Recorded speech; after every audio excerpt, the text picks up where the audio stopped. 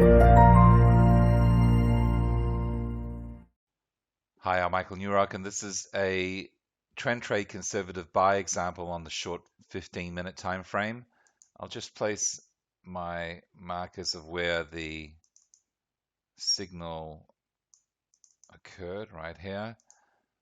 It's always the candle prior to the trend profiteer arrow, and that's because the arrow is displayed only at the end of the candle, which provides the signal, so it's placed on the or at the open of the next candle.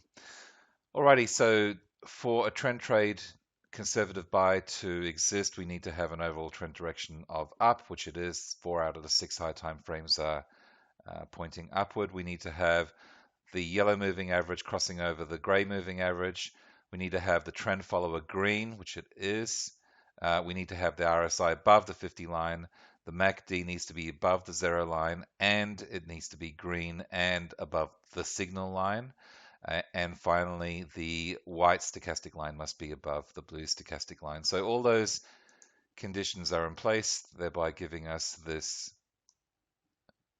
trend profiteer alert. Now we place the stop below the gray moving average, which is around the 32, 33 pips. So let's say we extend it out to say 40 pips. I was like leaving a little more room, and you can customize whatever you wish, and it'll be generated dynamically for you.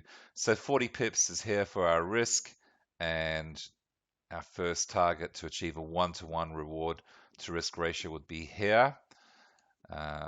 80 pips would be here. That gives us a 2-to-1 reward to risk ratio. 120 pips here, giving us a 3-to-1 reward to risk ratio, and 160 pips just over here, giving us a 4-to-1 reward to risk ratio. We risk 40 pips on this example and generate as much as 160 pips. At this point, I'll just bring it over. You can see that there's another trend trade to the upside after this consolidation period, which we could then take for another 70 or so pips, and then finally we get this one here. Alrighty, so that concludes the trend trade conservative buy example. Until next time, good trading, live well, and I'll see you soon.